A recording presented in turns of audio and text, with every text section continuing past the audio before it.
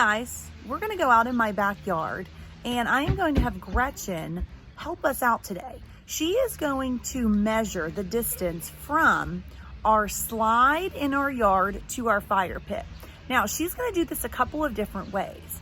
The first time that she measures the distance, she is going to do tiny little hops. And the next time she measures the distance, she is going to do great big hops. Now, I want you to make a prediction. Do you think that it's going to take her more tiny hops or more big hops to get from the slide to the fire pit? Let's find out. All right, Gretchen is going to do little bitty baby hops from our slide over to our fire pit, and we're going to count them. Are you ready, Gretch? Little baby hops. Go ahead.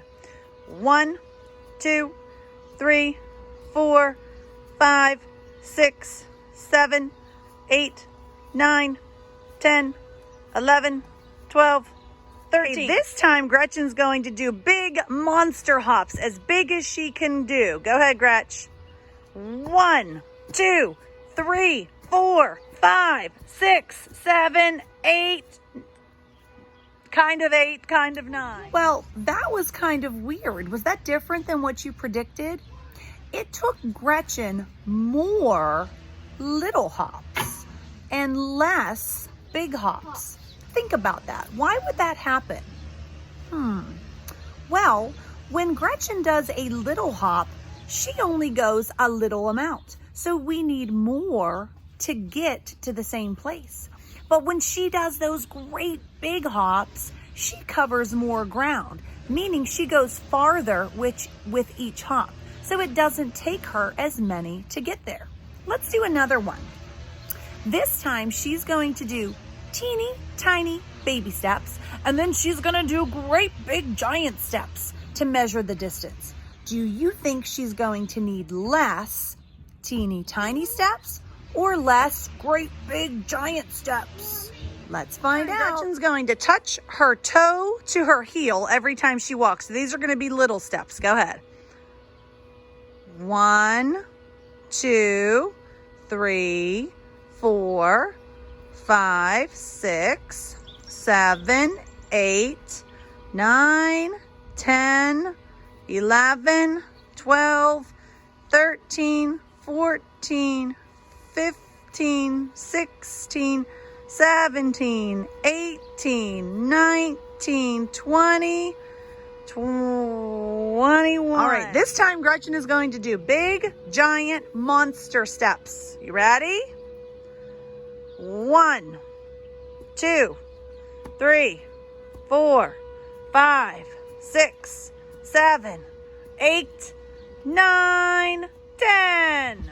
All right, this time Gretchen measured the distance from our slide to our fire pit. And we were asking, what would she need less of?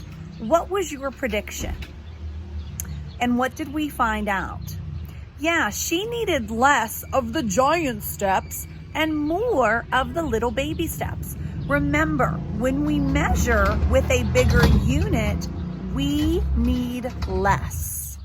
See if you can try this at home. Find a place in your yard or in your house and try to measure it several different ways. First, try little teeny tiny hops and count and record how many it takes you. Then try great big hops. Count and record how many it takes you. And then do the same thing with steps. Take little teeny tiny steps, see how many it takes you to get there, and then take great big giant steps and see how many it takes you to get there. All right, first grade, we decided to measure Gretchen with packing peanuts. Now, I don't know if you know what a packing peanut is, but it is this soft, squishy thing that comes in a box when you order something. And Mrs. Little ordered something today. And as you can see, Gretchen and Jillian decided to, make it snow with the packing peanuts. But I thought since they were out, we would measure to see how many packing peanuts long Gretchen is. So we are going to count how many packing peanuts long she is. All right, are you ready? Gretchen's going to count with us. You ready, Gretch? 1, 2, 3, 4, 5, 6, 7, 8, 9. Hold on, you went too fast. Now we have to start over. Gretch went faster than I was touching.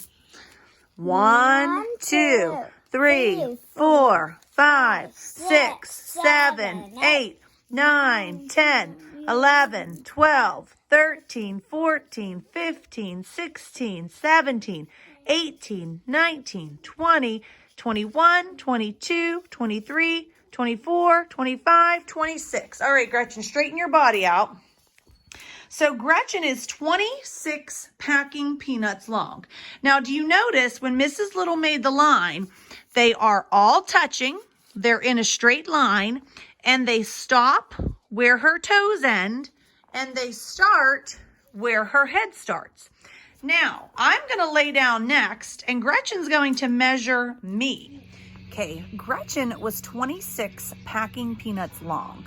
Do you think it's going to take less or take more packing peanuts to measure me? Make a prediction.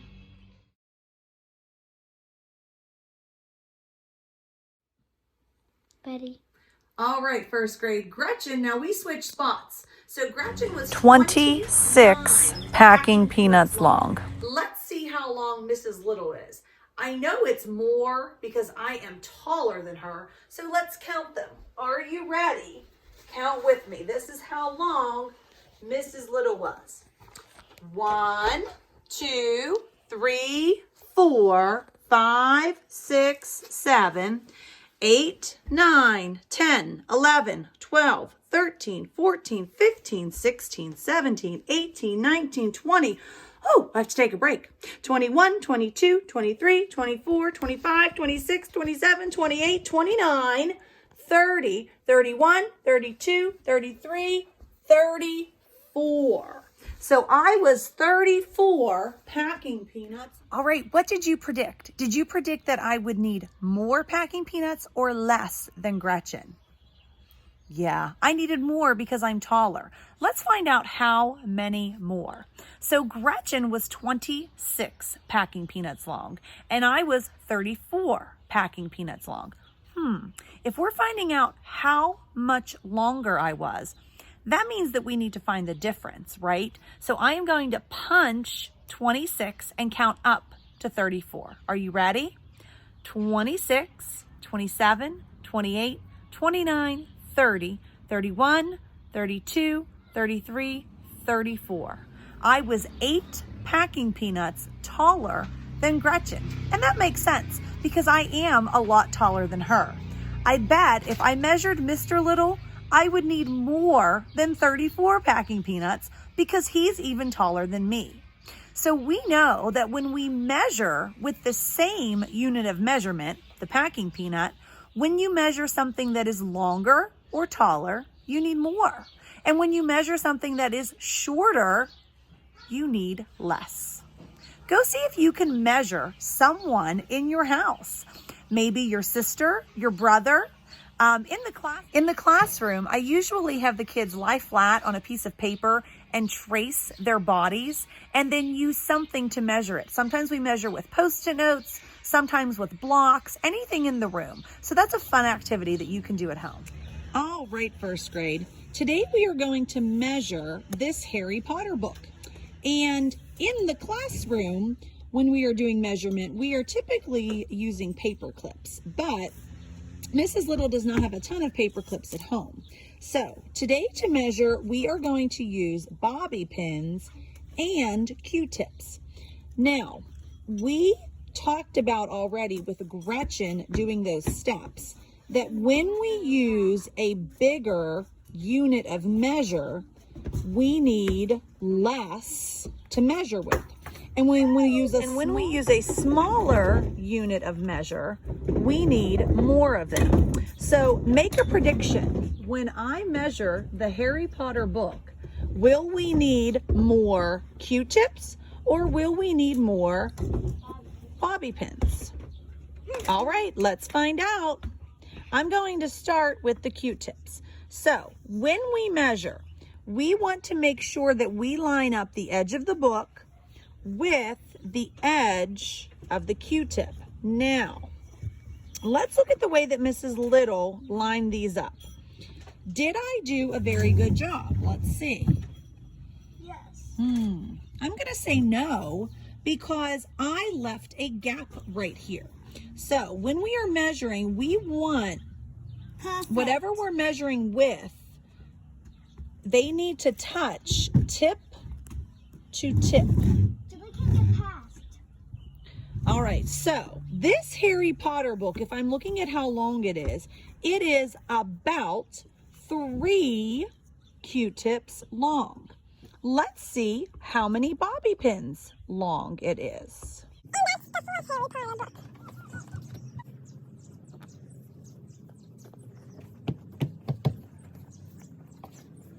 All right now I need to make a decision because I have 1, 2, 3, 4 bobby pins, and I have to decide if I'm going to add another one or not. So let's look right there. I think I'm going to add this other one. Now it hangs over a little bit, but when we're using non-standard measurement, sometimes that happens. So let's count how many bobby pins long is the Harry Potter book. 1, 2, 3, 4, 5. So if you remember, we only needed 3 Q-tips